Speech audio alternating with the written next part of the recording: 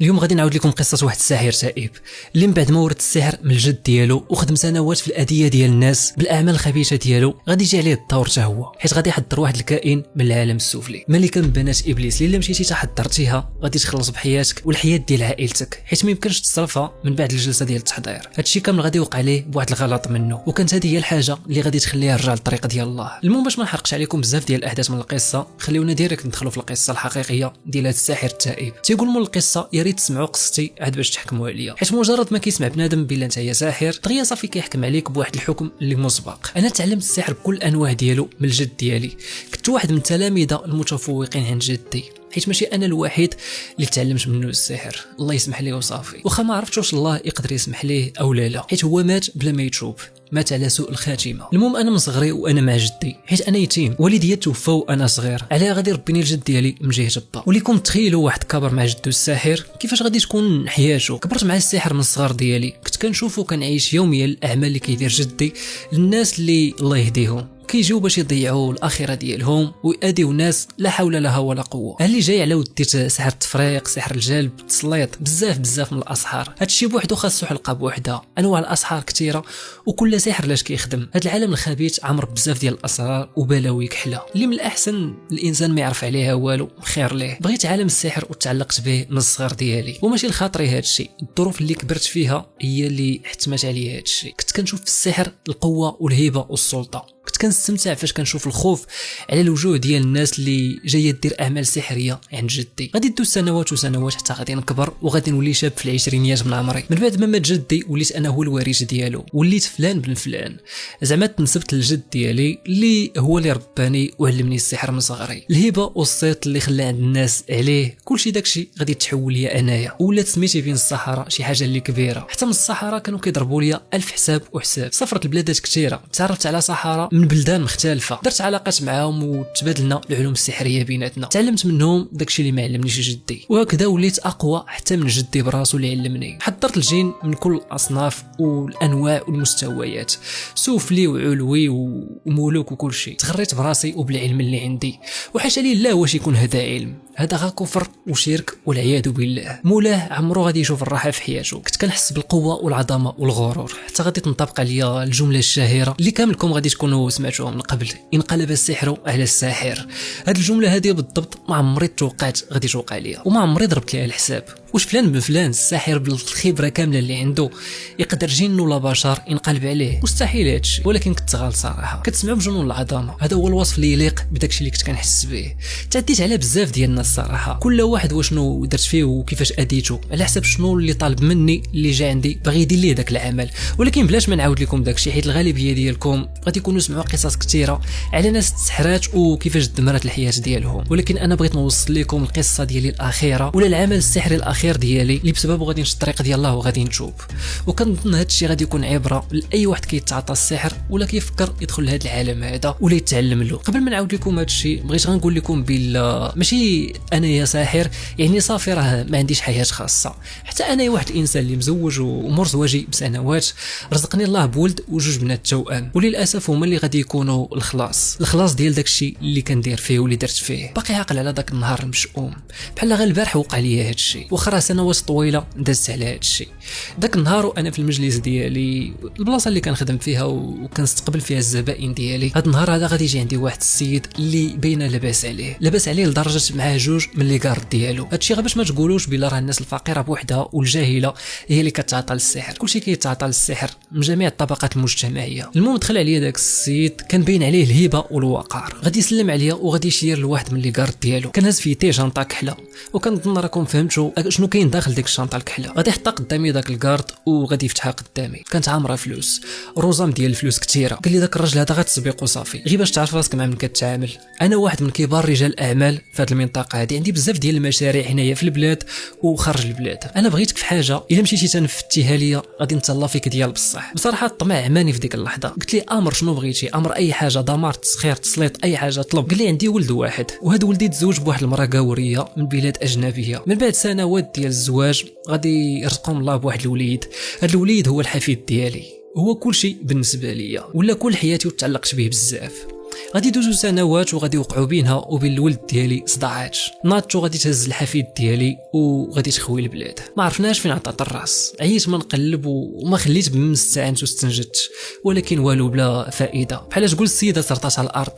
قلبي والقلب ديال ولدي محروق من جهه الحفيد ديالنا. طلب اي مبلغ بغيتي. انا ديك الساعه قطعته وقلت ليه واش بغيتي ولدك نرجعو ليك ولا بغيتي غير البلاصه، يعني العنوان اللي فيه مخزونه المراه ديال ولدك. قال لي بغيت غير العنوان ديالها، الباقي خليه علينا حنايا، في ساعه واحده غادي نجيبوها هي والحفيد ديالي. دخل يديه في جيبو وغادي يجبد صوره ليها هي وولدها، يعني الحفيد ديالو، وغادي يعطينا الرقم ديال التليفون ديالو. قال لي صوني عليا فاش تسالي، تقدر تصوني عليا في اي وقيته بغيتي، ماشي مشكل، غادي نتسنى الاتصال ديالك. وغادي يخرج هو دوك جوج لي كارد وخلى لي ديك الشنطه عامره بالفلوس. بحال هاد النوع ديال الكليان قليل فين كطيح عليه. داكشي علاش حتى انايا بغيت نسخر اقوى واحسن خادم باش يدير هاد الخدمه هادي ويعرف لي العنوان ديال السيده اللي في الصوره. ما بغيتش نستعن بالجين الضعيف والملوك العاديين. دوزت ليله كامله سهران وانا كنقلب بين الكتب ديال السحر والوراق الصفراء اللي خلى لي جدي. بغيت اسرع واضمن طريقه ما يكون فيها حتى غرام ديال الشك ولا غرام ديال الغلط باش ما نتحشمش مع هاد الكليان هذا. وحتى الفلوس بصراحه عماو لي العينين ديالي في ديك اللحظه. نقدر نطلب 100 ولا 200 ولا 300 مليون ولا اكثر كاع، راه كيف ما سمعتو كما قال لي طلب اي مبلغ بغيتي. وانا كنقلب بين دوك الكتب القديمه ديال جدي حتى غادي طيح عيني على واحد الورقه قديمه، داك النوع القديم ديال الورق الاصفر، كانت ملويه بشكل دائري ومربوطه بواحد الخيط بحال تقولوا شي رساله من الرسائل ديال زمان. انا شفت ديك الورقه جاني الاستغراب كيفاش ما عمري رديت البال لهاد الورقه هذه. تقريبا اول مره غادي نشوفها، دغيا غادي نماطي يدي وغادي نهزها وغادي نفتحها، ويا ليتني ما فتحتش ديك الورقه الملعونه. كنت حاسس بلي هذه هي الورقه اللي غادي تحضر لي الخادم القوي اللي غادي يلقى لي العنوان ديال ديك السيده. وبصح داكشي اللي غادي يوقع، ولكن الثمن غادي يكون غالي وغالي بزاف. حليت الخيط وفتحت الورقه، لقيت فيها جوج رسمات في الجناب ووسطهم واحد الكتابه باللغه السريانيه، واللي ما عرفش هاد اللغه هذه واحد اللغه اللي قديمه بزاف، كانوا كيهضروا بها وكيكتبوا بها حضارات قدام بحال الحضاره الاشوريه. وحيت انا يا ساحر كنعرفو كنفهم هاد اللغه هذه وعندي علم بها كيما عندي علم بزاف ديال اللغات القديمه. الرسمه كانت من جهه لفعه كبيره بلون كحل، والجهه الثانيه مرسومه فيها امراه في قمه الجمال، الشعر ديالها طويل بلون احمر ولابسه ثوب مغطي الجسد ديالها بلون احمر النيت، والثوب معري على الكتف ديالها وجزء من الكرش ديالها بحال داك اللباس ديال الرومان القدام. انا بقيت غير ساهي في داك الجمال ديالها، واخا غير رسمه على الورق وداك الشيء قديم،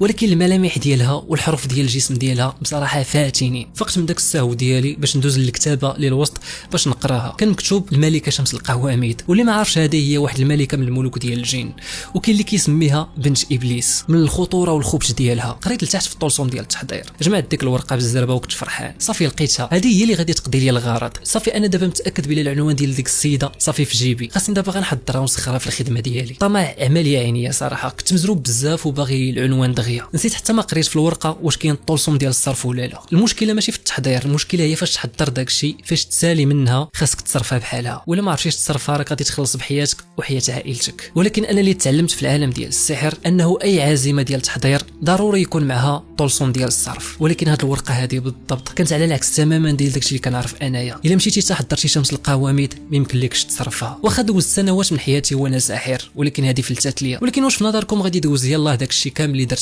في عباد الله بلا عقاب؟ انا متاكد بالله هما اللي زاوني نتاكد من الطلسم ديال الصرف باش نوقع في الفخ ديالهم. على اي حال هذه هي حياتنا، هذه هي حياه الصحراء. عمركم سمعتوا شي ساحر مات موته ديال الله، موته طبيعيه زعما؟ يا كيموت مقتول يا كيموت شي موته خايبه على سوء الخاتمه. كان التحضير ديال شمس القواميد ما صعيبش بزاف. غادي نرسم غير واحد الدائره كبيره وسطها 6 ديال الدوائر اخرين صغار، وفي دوك 6 ديال الدوائر غادي نكتب الطلاسم اللي في ديك الورقه باللغه السريانيه، ونحط واحد الوعاء يكون فيه حليب، ويتقدم القربان. هذه خلاص حاجه اللي ضروريه وطبيعيه. القربان غادي يكون من الدم ديال جوج حيوانات، دمهم خصو يسيل ويغرق دوك الدوائر. هذا الشيء كامل عنده وقت محدد بنهار وساعه محدده، ويدير هذا الشيء كامل وسط الظلمه ووسط الحمام. هذا الشيء كامل خاصني نقرا في الطلاسم بواحد العدد معين ديال المرات. وغلط واحد في هذا الشيء، يا ما غادي تحضر والو يا تقدر تادي راسك وحده في الجوج. دازت تقريبا شي نص ساعه وانا كنحضر في داك الشيء، حتى غادي نسمع الصوت ديال الفحيح افعى. كانت الظلمه وسط داك الحمام، ولكن كنت كنقدر نشوف قدامي بصعوبه. شفت واحد الفعه كحله عينيها حمرين باللون ديال العافيه، حل الفم ديالها وقصطاني باش تهجم عليا. في هذه اللحظه هذه بالضبط ما خاصكش تخلع، خاصك تكمل في التحضير،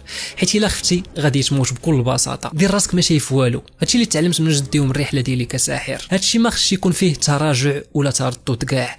بديتي غادي تسالي شنو بديتي. ما عمركم سولتوا ريوسكم علاش بعض المرات كتسمعوا بلا لقاو شي ساحر ميت وسط دارو ولا شي حاجه بحال هكذايا وميت شي موته اللي خايبه؟ بكل بساطه حيت دار شي غلط في شي التحضير وكيخلص بالحياه ديالو اللي كتزهق. المهم سمعت ديك اللفعه كتحرك ومشات بالاتجاه ديال داك الوعاء اللي فيه الحليب وغادي تشرب منه وغادي تمرج على البلاصه اللي جات منها العدم. كانت هذه العلامه بلا راه تقبلت العزيمه ديالي. ما كملاتش لحظات وغادي تشكل قدامي شمس القواميد. الشكل ديالها كان فاتن بكل ما تحمله الكلمه من معنى. قربت مني ومدت لي يديها اليسار، كانت في يديها طرف ديال الخبز. بلا حتى كلمه مني خديت منها الخبز بيدي اليسرى نيت وكليت داك الشيء.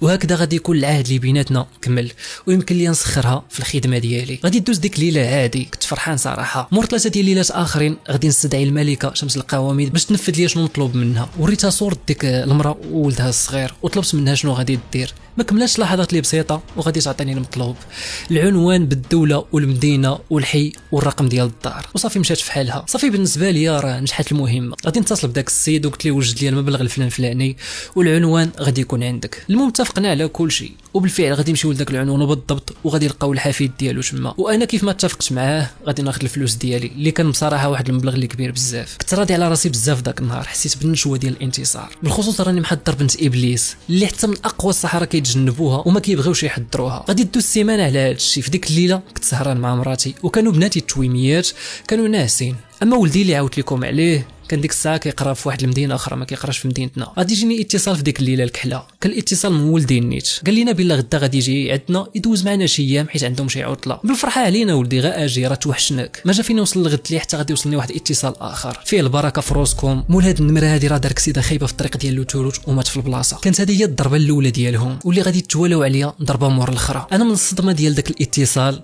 الارض بدات كدور بيا. اما مراتي جاها انهيار عصبي وغادي يشدوها في السبيطار. ما حضرتش معنا كاع لذاك العزاء والدفين. انا اللي تكلفت بكل شيء، انا اللي دفنت ولدي. في الايامات ديال العزو انا كندفن في ولدي غادي نسمع اصوات ديال ضحكات في الراس ديالي. ما عرفتش واش كنهلوس بسبب الصدمه ديال فقدان ولد الكبير ولا شنو السبب ديال هذا الصوت هذا. كنت كل ما كنسمعو كندور نقلب جنابي المصدر ديال الصوت ولكن حتى واحد ما كيضحك قدامي. دازو عليا دوك الايام كحله، حزن كبير على الفراق ديال ولدي. ومراتي عاد ما غادي وكيتزاد عليها الحال على الفراق ديال ولدها. ما بقات لا كتاكل ولا كتشرب، حتى من النعاس ما بقاتش كتذوق الطعم ديالو. كانت دخلات في واحد الصدمه نفسيه. غادي دوز 3 شهور وهي على هذا الحال هذا حتى غادي توفى حتى هي وغادي تموت. كانت هذه هي الضربه الثانيه ليا. خسرت مراتي واعز انسان على قلبي. نهار الدفين ديالها نفس داك الصوت ديال الضحكات في الراس ديالي كيتعاود. كندور بجنابي نشوف شكون هذا اللي كيضحك ولكن ما كنلقى حتى شي واحد. كلشي داخل في داك المود ديال الحزن. واش عمركم شفتوا شي واحد كيضحك في العزاء ولا في المراسم ديال الدفن؟ المراسم اللي غالب عليها الحزن والبكاء. حياتي ولات كحله من بعد ما دفنت مراتي، اعز انسان على قلبي. بقيت انا وبناتي توأم بوحدنا. بناتي كانوا صغار في العمر، يلا طالعين في العام العاشر ديالهم. وليت غاتلف وما عارف ما ندير. حتى الخدمه ديالي تسحر حبستها صافي. حتى النهار اللي غادي نقرر ناخذ البنات ديالي لجداهم ما ينمهم الله يرحمها. وقت ما بين الفطره والفطره كنزورهم وكناخذ لهم داكشي اللي خصهم. اما انا وليت عايش بوحدي في داري، دار كئيبه وحزينه ما فيهاش الطعم ديال الحياه. من بعد ما كنا واحد العائله اللي سعيده كلشي تدمر وتفرق في شهور اللي قليله. داكشي كامل اللي بنيت في سنوات تدمر في قل من 3 شهور. اغلبيه الوقت ديالي كنبقى خارج الدار غير باش ننسى. كنت كنجي للدار غير باش نعس وصافي. وسط الدار كاملها وحشه. دازت ايام وايام حتى قررت نرجع لخدمتي الملعونه. واحد النهار وانا خدام على واحد العمل سحري حتى غادي نحس بالسخونيه في كاع الجسم ديالي. اصلا ما سخونش الحال لهاد الدرجه هادي زعما. شويه غادي نحس بالضوء اللي داخل من السرجم غادي وكينقص بحال تقولوا شي سحابه كبيره حجبات الشمس. واخا داك النهار كانت السما زرقاء وما فيها حتى شي غيمه. هزيت راسي في السرجم وغادي نشوفها. كانت شمس القواميد بنفس الشكل اللي حضرتها به داك النهار، الشكل اللي مرسومه فيه في ديك الورقه، الشكل ديالها الفاتن. كان على الوجه ديالها ابتسامه اللي عريضه. وسط الذهول ديالي غادي يطلق واحد الضحكه. غا سمعت ديك الضحكه غادي تفكرت الصوت ديال الضحكات اللي كانوا كيجيوني فاش دفنت ولدي ومراتي. شنو بغيت مني هادي؟ في ديك اللحظه عاد تفكرت بلا راني ما صرفتهاش بالطلسم ديال الصرف. نط كنجري لديك الورقه وغادي نفتحها باش نقرا الطلسم ديال الصرف. كنقلب في الورقه الفوق والتحت نعاود نقرا وصوتها عاد ما كيزيد يعلى ويعلى. قربت مني وقالت لي بصوت كله شر وشيطاني ما تقوليش كتقلب على الطلسم ديال الصرف. ما قالكش جدك بلا انا ما كنتصرفش؟ ما قالكش جدك بلا بنات ابليس ما عندهمش الطلسم ديال الصرف؟ اختفت مور داك الشيء والصدى ديال الصوت ديال الضحكات ديالها كيتعاود في وداني. هادشي كيعني حاجه وحده، كاع الناس اللي قريبه ليا غادي تموت واحد مور الاخر وغادي يساليو بيا انايا. هي اللي كانت السبب في الموت ديال ولدي ومراتي وما غاديش توقف عند هذا الحد هذا. بناتي التوأم هما الضحايا التاليين ديالها. مستحيل نخليها تاخذهم مني. خصني نلقى شي حل ضروري لهذا الشيء. ضروري ما غادي يكون عندها شي طريقه. غير خصني نقلب. غادي نطلع كاع النوامر والمعارف ديال السحره اللي كنعرف. اي واحد كنسولو على الطلسم ديال الصرف ديال شمس القواميد مريض كيقول لي راه ما عندهاش الطلسم ديال الصرف قبل ما تصدع راسك. تخيلوا اتصلت بصحراء من دول اللي مختلفه، حتى من صحراء في افريقيا جنوب الصحراء اللي مختصين في الفودو والسحر الاسود، ولكن حتى واحد فيهم ما فادني بشي حاجه. شفتوا الغرور والكبرياء ديالي فين غادي يوصلني؟ تايق في راسي حتى طحت في هذه الغلطه دي اللي ما عندها حتى شي حل، وغادي تنطبق عليا الجمله ديال انقلب السحر على الساحر. من الحقاره ديالي استنجدت بكاع الصحراء اللي كنعرف المعارف ديالي وما فكرش نستنجد بالله. باقي عاقل على ديك الليله الكحله، مشيت باش نطمئن على بناتي وجداهم، خديت معايا شي حاجه في يدي باش ناخذها لهم ما نمشيش خاوي. وصلت قدام الباب وانا ندق، ما كاينش اللي كيرد عليا. عاود دقيت مرات ومرات، بدا الخوف صراحه كيتملكني. غادي نجبد التليفون ديالي وغادي نتصل بالجده، كيصوني التليفون حتى تيقطع، حتى واحد ما كيرد. هنايا عرفت بلا شي مصيبه واقعه لداخل. يا ربي ما يكونش داكشي اللي كيدور في عقلي بصح. الا خسرت بناتي شنو غادي يبقى لي في هاد الدنيا هادي؟ اخر ما عندي في هاد الدنيا هما بناتي بجوج. لحت كلشي من يدي وبديت كنهرس في داك الباب بيدي وبرجلي، حتى غادي يتجمعوا عليا الجيران وبداو كيعاونوني في التهراز ديال الباب، حتى غادي تهرس داك الباب. واول ما تهرس داك الباب غادي تضربني واحد الريحه اللي قويه بزاف، ولي اول ما شميت ديك الريحه رجليا غادي يفشلوا عليا وعرفت بلا بناتي ماتوا. كانت ريحه الغاز ديال البوطه مجهده بزاف. من الهيستيريا اللي جاتني في ديك اللحظه كنت غادي ندير واحد الغلط اللي كبير، كنت غادي نضرب الساروجه ديال الضو. لو كان ما واحد في الجزيره اللي شد لي يدي قبل ما نبرك عليه، اما كون ما شد ليش يدي كنا كاملين غادي نتحرقوا انا والجيران اللي ما عندهم حتى داخل في هذا الشيء اللي حضرت ودرتو بيدي هادو حضرت الحاجه اللي صفاتها لعائلتي واحد مور الاخر. دخلت للدار وكنتمنى ما يكونش داكشي اللي كنفكر فيه بصح. لقيت 3 ديال الجثث مفرشين في الصاله ومخنوقين بالغاز، بناتي وجداتهم. ما بقى عندي حتى شي واحد من مور هاد الليله هذه. كنت كنفيق فيهم وما باغيش نتيق بالله راه هادشي بصح. يا ربي غنكون كنحلم، يا ربي نفيق. احساس اللي ما كيتوصفش وانت هز بين يديك بنتك اللي في عمرها 10 سنين وهي جثه بلا روح، وانت هو السبب ديال هادشي كامل.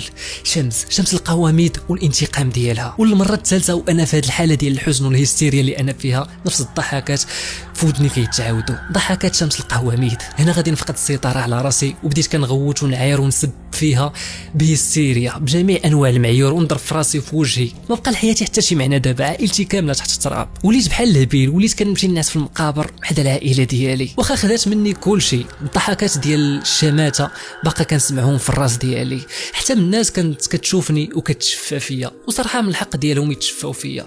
انا اديت بزاف ديال الناس ودمرت حياه ديال عباد الله، وهذا الانتقام ديال الله مني في الدنيا قبل الاخره. حتى لواحد النهار وانا على العاده ديالي بجنب قبر مراتي كنبكي وانا في واحد الحاله اللي هي هستيريا، حتى غادي نحس بيد كتحط على الكتف ديالي، يد اللي غادي تكون السبب في التوبه ديالي. دورت وجهي وغادي نلقى واحد الراجل كبير في العمر. قال لي فلان ياك؟ قال لي نوض معايا، سمعت على القصه ديالك ولا حول ولا قوه الا بالله، مسح دموعك وبارك عليك.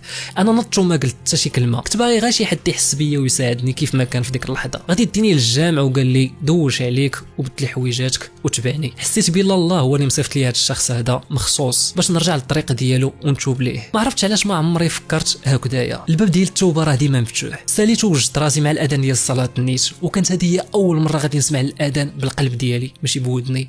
بكيت من قلبي على كل نهار دوزتو في هذا العالم هذا الخبيث، العالم اللي دمرت فيه الحياه ديالي والحياه ديال عائلتي وحياه الناس. بكيت حتى غرقت حوايجي بالدموع. اول مره غادي نحس بشي حاجه سميتها الندم من بعد ما كنت قاطع يدي من اليد ديال الرحمن. ولكن رجلي كانت ثقيله بزاف، باغي ندخل للجامع ولكن شي حاجه مانعني ومكتفاني. حتى من النفس ديالي غادي تضيق عليا بالدرع باش كنتنفس. حتى غادي نشوف نفس الراجل الكبير اللي جابني من المقابر، قال لي دخل ولدي مرحبا بك، الابواب ديال التوبه ديما مفتوحه. شدني من يدي وغادي يدخلني للجامع، داني لواحد البلاصه كانت مخصصه لحفظ القران، كانت معزوله شي شويه هكذايا، وقال لي عاود لي يا ولدي، عاود لي شنو عندك. في ديك اللحظه كنت حاسس بالعافيه شاعله في الجسم ديالي واصوات في الراس ديالي، غوات ديال الكلاب وغوات ديال الكائنات ما عرفتش شنو هي اصلا، وضحكات لي شيطانيه. كان العقل ديالي غادي يطرطق في ديك اللحظه مكتب دوك الاصوات المتداخله بيناتها. قلت لي راه ما نقدرش نعاود لك، ما قادرش راهم معايا دابا وكيعذبوا فيا. قلت لي عافاك خلينا نخرجوا من الجامع دابا راهم كيعذبوا فيا. قال لي الا كان يريحك تخرج من هنايا تفضل انا معاك. خرجنا لواحد البلاصه قريبه من الجامع النيت، وتما عاد باش قدرت نعاود ليه على كل شيء. عاودت ليه على القصه ديالي من الصغر ديالي، من النهار اللي رباني فيه جدي وبدا كيعلمني السحر حتى النهار اللي لقيت فيه ديك الورقه الملعونه اللي فيه الطلسم ديال التحضير ديال شمس القواميد. وبالله هي اللي قتلت عائلتي كامله واحد مور الاخر وانا مكتف وما قادر ندير والو، وقلت ليه بالله هي ما عندهاش الطلسم ديال الصرف باش نقدر نصرفها، يعني اللي حضرها غادي تسالي ليه حياته وحياه العائله ديالو وحياه كاع الناس اللي قرابين منه. ساليت الهضره ديالي وغادي يهز داك الشيخ الكبير راسو فيا وقال لي واش ناوي ترجع وتتوب للطريق ديال الله ولا ناوي ترجع للسحر باش تفك منها؟ ما عندك كتقلب على الطلسم ديال الصرف ديالها، يعني باقي عندك امل في السحر والشعوذه. قلت ليه لا لا انا باغي نتوب توبه نصوح، صافي باغي انا حاجه وحده يسامحني الله ويغفر ليا، وحتى الا كنت غادي نموت وغادي تقتلني شمس القواميد انا ما خايفش من الموت ولا من الشمس، انا خايف غير من دوك الناس اللي اديت والعذاب اللي غادي يضربني بسببهم. ومن ديك اللحظه غادي تبدا رحله جديده في حياتي، رحله العلاج والقرب من الله. من ديك الليله قررت نخرج من الظلمه للنور. بقى معايا داك الشيخ الكبير بجلسات ديال الرقيه والعلاج، وانا في كل جلسه من دوك الجلسات كانت كدوز عليا ديال بصح، هما ما غاديش يجيو يخلوني غير هكذاك، بغاو يديوني وانا كافر كيما سنيت معاهم العهد، ما بغاوش يشوفوني راجع للطريق ديال الله. كنت غارق بزاف مع الشياطين، كنت داير بحال داك الانسان اللي وسط بحر وهو كيغرق ومتشبت بقشه، بحال هكذا كنت انايا في ديك اللحظه. البحر هما الشياطين اللي دايرين بيا والقشه هي هاد الشيخ هذا اللي باغي ينقذني. المهم غادي يوقف معايا داك الشيخ حتى لاخر جلسه ديال العلاج. في اخر جلسه ما كنتش مستحمل الصوت ديال القران وغادي نفقد الوعي ديالي، فاش فقت لقيت راسي فوق واحد السرير في واحد البيت اللي صغيره في واحد الدار اللي ماشي الدار ديالي. شي شويه غادي يدخل عليا الشيخ وغادي يقول لي الحمد لله على سلامتك ولدي. قلت ليه شنو وقع البارح؟ راني ما عقلت على والو. قال لي ولدي اش من البارح علاش كتهضر؟ راه ليك دابا 4 ايام وانت ناس هنايا في هذا السرير هذا. قلت ليه 4 ايام كيفاش؟ قال لي شمس القواميد راه ما ساهلش تخلص منها، راك انت بفمك قلتيها من اخبت ملوك الجن ومن بنات ابليس، وكان صافي راه تلبساتك وما باغاش تخرج منك الا واخذ الروح ديالك معاها، ولكن بقينا عليها بايات الحرق حتى استسلمات وخرجت منك، ولكن راه ماشي مشات في مره، ممكن ترجع في اي لحظه وتنتقم منك. الحل الوحيد اللي عندك ولدي هو تبقى قريب من الطريق ديال الله، خليك مداوم على الصلاه ديالك والاذكار والورد اليومي، وهكذا غادي يكون بينك وبينها واحد الحجاب. ومن داك النهار وعلى يد الشيخ هذا اللي ما عمري غادي ننسى الخير ديالو، اللي حسيت بلا الله صيفطو لي خصيصا حيت ما بغاش ربي يشوفني ميت على الكفر وسوء الخاتمه. من داك النهار غادي نبدا حياه جديده، مشيت للحج واعتمرت ونسيت حياتي القديمه وبديت حياه جديده بالحلال وبالطريق ديال الله. وكنتمنى تدعوا لي اللي سمع قصتي يدعي لي الله يغفر لي ويسامحني على كل الناس اللي اديت في حياتي بدوك الاعمال الخبيثه اللي درت، ودعيو مع ولادي ومع مراتي والحمات ديالي اللي ماتوا بسبب شمس القواميد، دعوا ليهم بالرحمه والمغفره. المهم كانت هذه القصه ديال اليوم، القصه ديال واحد من السحرة التائبين. صراحه قصه اللي حزينه ديال بصح كيف ما سمعتوا. صراحه القصه دي كتشبه شي شويه القصه ديال داك الساحر محمد داوود الفرحان، داك الساحر اليمني اللي حتى هو ورث السحر من الوالد ديالو، وفاش بغى يتوب ويرجع للطريق ديال الله انتقموا منه الجن عن طريق قتلوا ليه العائله ديالو. تقريبا هذه القصه دي كتشبه ديك القصه بزاف، ولكن هادو راه جوج قصص اللي مختلفين، كل واحد والقصه ديالو في الشكل. حيت فاش الساحر كيسني داك العهد معاهم مع الشياطين وكيبغي ينقض داك العهد معاهم، ضروري ما خصهم ينتقموا منه، ما غاديش يزقلوه، كيبداو ليه بالعائله ديالو هي الاولى وفي الاخر كيساليو به هو من بعد ما كيحمقوه. المهم الا عجبتكم القصه واخا صراحه حزينه ما تنساوش اللايك والبارطاج وخليوا لي الاراء ديالكم على القصه تحت في التعليقات، وتهلاو على فراسكم. بيس.